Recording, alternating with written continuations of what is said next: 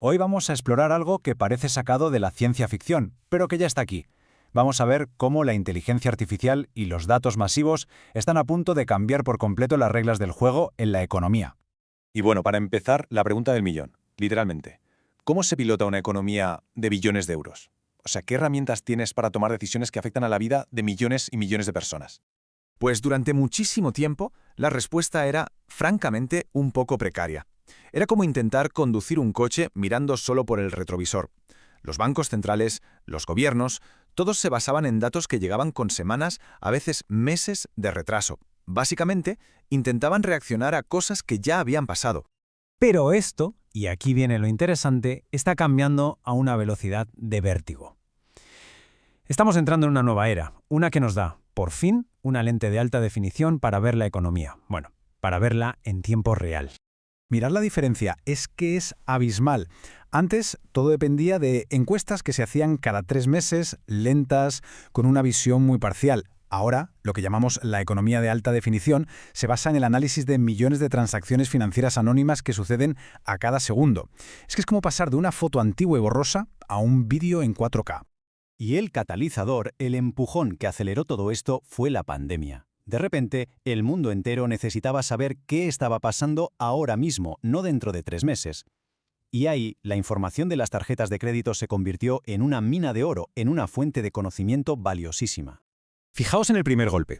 En marzo de 2020, los datos oficiales hablaban de una caída del 15%. Pero los datos de tarjetas ya estaban gritando que el desplome era del 50%. O sea, captaron la magnitud real del shock al instante, dieron una señal de alarma brutal que los métodos de siempre tardaron semanas en confirmar. Pero claro, no todo se paga con tarjeta. Al meter en la coctelera todos los medios de pago, el efectivo, las transferencias, todo, la imagen se vuelve increíblemente precisa. Mirad cómo la línea del Big Data total se clava. Es casi un espejo de la oficial, pero con la ventaja gigantesca de tenerla al momento. Y eso significa que las decisiones se pueden tomar sobre lo que pasa hoy, no sobre lo que pasó el mes pasado. Y entonces, ¿cuál es la conclusión de todo esto? Pues que esta nueva visión nos dio 3 lecciones clave, que lo cambiaron todo. Primero, vimos la profundidad real del shock, sin filtros. Segundo, la velocidad de la recuperación, que fue sorprendentemente rápida, en solo 5 meses. Y tercero, y quizá lo más importante, un cambio radical y permanente en cómo gastamos nuestro dinero. Pero el poder de estos datos no se queda solo en la foto general. La verdadera revolución está en su capacidad para hacer zoom, para pasar de la escala de un país a la de un barrio.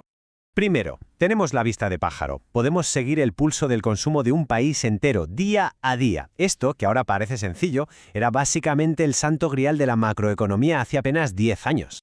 Luego podemos bajar un escalón. ¿Qué tal va el gasto en restaurantes de lujo en una provincia concreta para medir la confianza? Pues se puede aislar y analizar. Esto permite diseñar políticas de estímulo, de inversión, de forma casi quirúrgica, apuntando justo donde hace falta. Y finalmente llegamos al detalle máximo. Podemos analizar la compra de bienes de primera necesidad por código postal. Esto ya no es solo para diseñar ayudas, es que podría transformar la planificación de una ciudad o la respuesta ante una emergencia. Y este caso práctico lo deja clarísimo.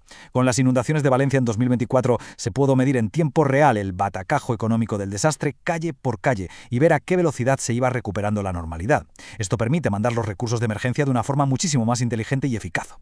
Muy bien. Si el Big Data de las finanzas fue la primera revolución, la segunda es enseñar a la inteligencia artificial a leerlo absolutamente todo. La manera en que las máquinas entienden un texto ha evolucionado una barbaridad.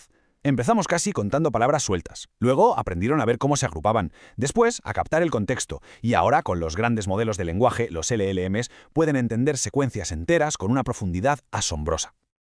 Y un resultado muy concreto de esto es el índice de riesgo geopolítico. Imaginemos una IA que se lee cada día millones de noticias de todo el planeta y convierte todo ese ruido informativo en una sola cifra.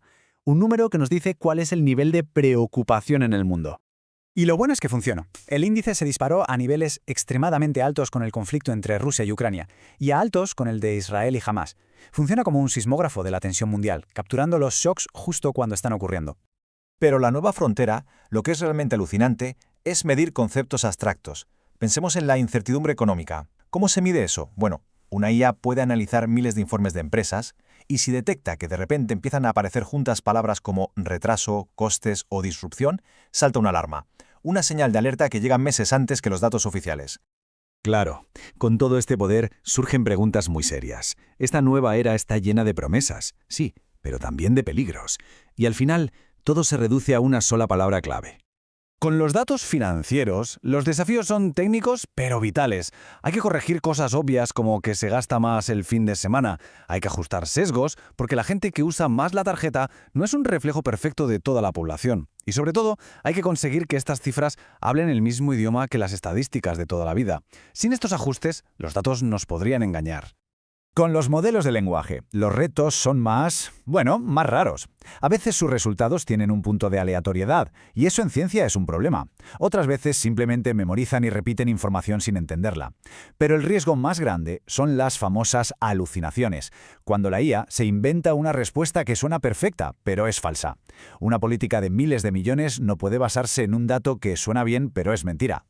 Y por eso llegamos al núcleo de la cuestión. Para que todas estas herramientas pasen del laboratorio a la mesa donde se toman las decisiones, se necesita una base sólida de confianza. Y la confianza no se impone, se construye con métodos rigurosos, con estándares compartidos y, por encima de todo, con una transparencia total.